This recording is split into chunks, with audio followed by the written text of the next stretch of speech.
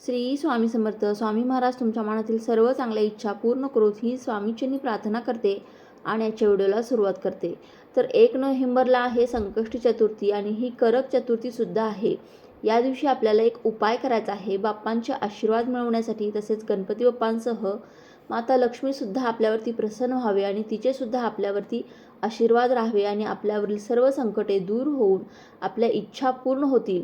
तर या इच्छापूर्तीसाठी आपल्याला एक विड्याचं पान म्हणजे जे खाऊचं पान आहे तर ते ठेवायचं आहे. याबद्दलची माहिती आपण आजच्या व्हिडिओमध्ये पाहणार आहोत. त्यामुळे व्हिडिओ हा शेवटपर्यंत नक्की पहा आणि तुम्ही जर माझ्या चॅनलवरती नवीन असाल तर चॅनलला नक्की सबस्क्राईब करा आणि व्हिडिओ पाहत असताना कमेंटमध्ये लिहा श्री स्वामी समर्थ आणि सबस्क्राईबच्या बाजूचं बेल आयकॉनलाही प्रेस करायला अजिबात विसरू नका, जेणेकरून असेच धार्मिक व्हिडिओ आपल्यापर्यंत पोहोचतील. तर संकष्टी चतुर्थी ही गणपती बाप्पांना अतिशय प्रिय आहे आणि संकष्टी चतुर्थीच्या दिवशी आपण गणपती बाप्पांची विधिवत पूजा करत असतो, त्यांची उपासना करत असतो. तसेच गणपती बाप्पांना प्रसन्न करून घेण्यासाठी आपण वेगवेगळे उपायसुद्धा या दिवशी करत असतो. आपल्याला माहीत आहे की आपण कोणतीही पूजा करतो तेव्हा सर्वात अगोदर गणपती बाप्पांची पूजा करत असतो, कारण गणपती बाप्पांची पूजा केल्याशिवाय कोणताही धार्मिक विधी हा सफल होत नाही. संकष्टी तिथी ही जी तिथी आहे ती गणपती बाप्पांची आवडती तिथी आहे. त्यामुळे आपल्याला या दिवशी काही उपाय करायचे असतात. आपली जी इच्छा आहे ती गणपती बाप्पांना सांगायची असते आणि हे उपाय करायचे असतात. हे उपाय करताना आपण मनोभावे श्रद्धेने करायचे असतात. प्रत्येक गोष्ट ही फक्त उपाय केले म्हणून आपल्याला मिळत नसते. तर आपण बऱ्याच वेळेला आपण खूप कष्ट करत असतो, परंतु त्या कष्टाला नशिबाची साथ मिळत नाही आणि आपल्या कष्टाला नशिबाची साथ मिळावी यासाठी आपल्याला हे उपाय करायचे असतात. आपल्यासोबत बाप्पांचे आशीर्वाद असावेत, तर ह्यासाठीच आपल्याला हे उपाय करायचे आहेत. आणि हे उपाय करण्याबरोबरच आपल्याला आपले 100% प्रयत्नसुद्धा करायचे असतात. आता हा जो उपाय आहे तो या उपायासाठी आपल्याला लागणार आहे ते म्हणजे एक विड्याचं पान, हळदी कुंकू आणि मसूर डाळ लागणार आहे. हा उपाय करण्या अगोदर तुम्हाला काय करायचं आहे, तर संकष्टी चतुर्थीच्या दिवशी तुम्हाला सकाळी लवकर उठायचं आहे. शक्य असेल तर तुम्ही ब्रह्ममुहूर्तावर उठा आणि आपल्याला गणपती बाप्पांची विधिवत पूजा करायची आहे. गणपती बाप्पांना आपल्याला अभिषेक करायचा आहे. तुम्ही हा अभिषेक स्वच्छ पाण्याने करा आणि त्यानंतर पंचामृताने करा आणि त्यानंतर परत स्वच्छ पाण्याने असा अभिषेक करायचा आहे. तुम्हाला पंचामृताने अभिषेक करणं शक्य नसेल तर निदान स्वच्छ पाण्याने तरी आपल्याला गणपती बाप्पांना अभिषेक करायचा आहे. आणि जर गणपती बाप्पांची मूर्ती नसेल तर तुम्ही सुपारी म्हणून पूजा करू शकता. सुपारीची विधिवत पूजा करावी म्हणजे अभिषेक करून हळदी कुंकू अक्षता वाहायच्या आहेत आणि एखादे लाल फूल अर्पण करायचे आहे. दुर्वा अर्पण करून आपण पूजा करू शकता. गणपती बाप्पांना दुर्वा आणि जास्वंदीचे फूल हे अतिशय प्रिय आहे.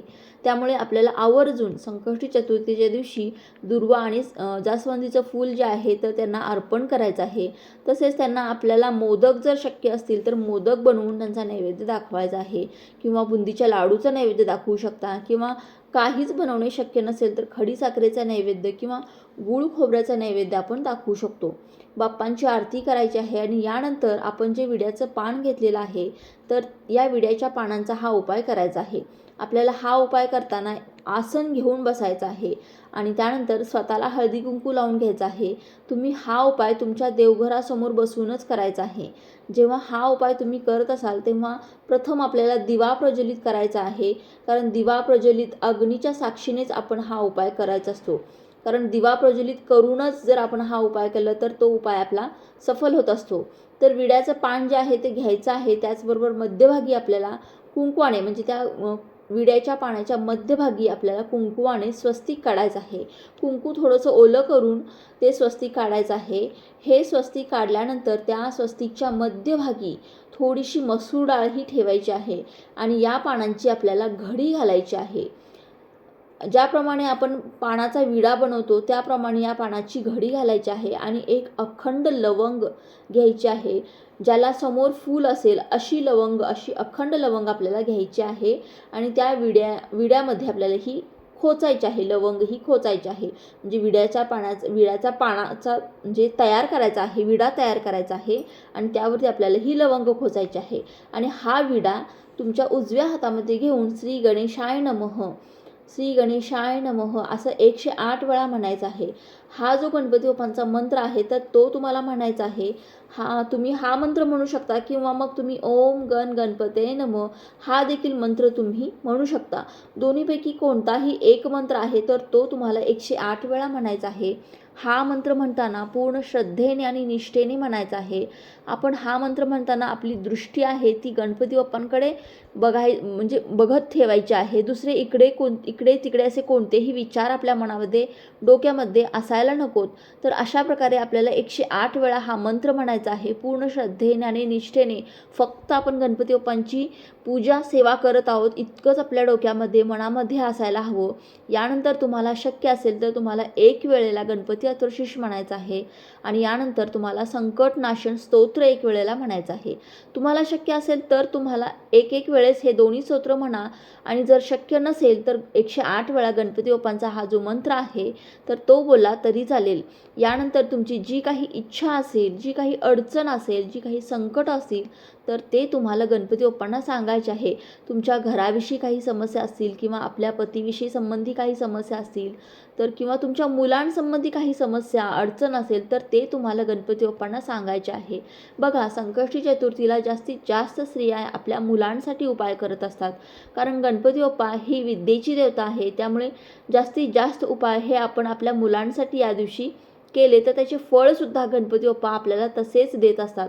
त्यामुळे तुमच्या मुलांविषयी जर काही समस्या असेल, त्यांच्या अभ्यासात, शिक्षणात प्रगती होत नसेल तर ही समस्या सांगायची आहे किंवा तुमची जी काही समस्या असेल ती गणपती बाप्पांना सांगायची आहे आणि हा जो विडा आहे तर तो गणपती बाप्पांच्या चरणावर आपल्याला अर्पण करायचा आहे. तुम्ही संकष्टी चतुर्थीचं व्रत करा किंवा करू नका तरीही तुम्ही हा उपाय करू शकता. हा उपाय कोणीही आपल्या मुलांसाठी किंवा आपल्या घरासाठी, आपल्या पतीच्या प्रगतीसाठी किंवा तुमच्या इतर कोणत्याही इच्छेसाठी हा उपाय कोणीही करू शकतो. अत्यंत प्रभावी हा उपाय आहे. गणपती बाप्पा सर्वांच्या सर्व विघ्न, अडचणी दूर करून सर्व इच्छा पूर्ण करत असतात. त्याचबरोबर संध्याकाळी तुम्हाला चंद्राची देखील पूजा करायची आहे. हळदी कुंकू, अक्षता वाहून, धूप दीप ओवाळून तुम्हाला चंद्राची देखील पूजा करायची आहे. तर अशा पद्धतीने तुम्हाला संकष्टी चतुर्थीच्या दिवशी असं एक विड्याचं पान आपल्याला गणपती बाप्पांच्या चरणाशी अर्पण करायचं आहे. गणपती बाप्पा अतिशय प्रभावी उपाय आहे. गणपती बाप्पा सर्वांचे सर्व विघ्न, संकट दूर करून सर्व इच्छा या पूर्ण नक्कीच करत असतात. तर चला, झालेली ही सेवा मी स्वामींच्या चरणी अर्पण करते. व्हिडिओ आवडला असेल तर लाईक, शेअर, सबस्क्राईब करा. भेटूया पुढच्या एका नवीन व्हिडिओमध्ये. तोपर्यंत सर्वांनी आपली काळजी घ्या. श्री स्वामी समर्थ.